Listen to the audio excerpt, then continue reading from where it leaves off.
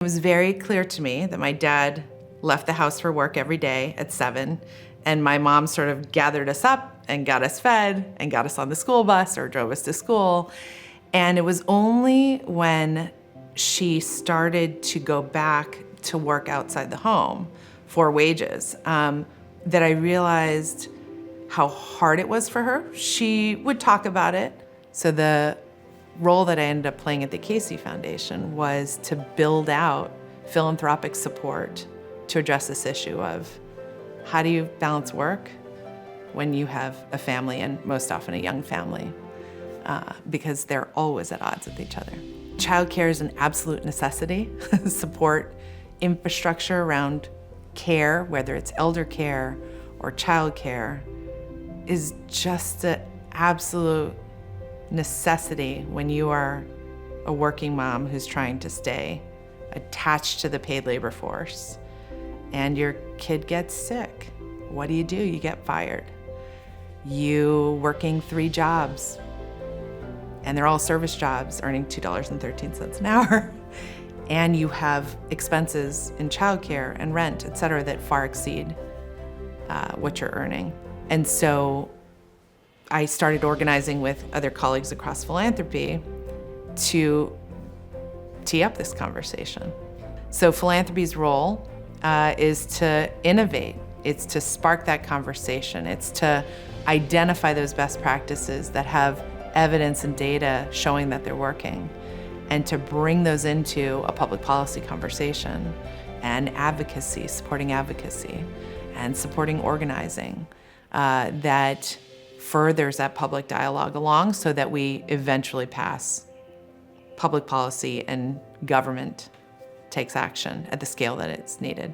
I started looking for other people who had that same understanding and ended up organizing, building, right, with colleagues in philanthropy who also had the same critique of failed systems and policy that was not human-centered or just, and women in the field who had long been saying, we need things like paid leave, we need things like childcare, we need things like, supports, wraparound support.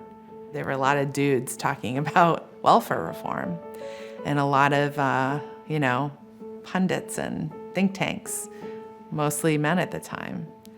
And I remember being asked, you're talking about things like paid leave and, is that really the heart of the matter? And they would sort of say, well, that's maybe a little tertiary. And I had another, mentor at the time who said, this is not an issue yet. If you want to make it an issue, you really have to build the field. And so he said, go for it. Here's, a little pot of funds.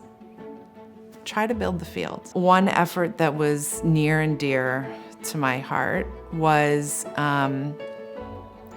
again, this group of, feminists who had been long making this argument that we needed to address gaps in our country, like the lack of paid leave, the lack of paid sick days, the lack of investment in childcare, focusing on care workers who were providing all that infrastructure and support, but earning very low wages doing it.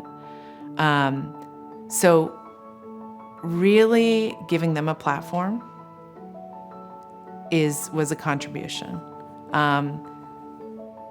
Investing small amounts in order to undergird what they were saying in, policy analysis, in evidence that these things work if you fund them. So by the time, I left the Casey Foundation, they were well established. And the difference, from when we started to when I left was there were other funders starting to invest in that work. So the organizing that I was doing with a couple of good colleagues across philanthropy was starting to build more resources. 10 years later, it was enormous change.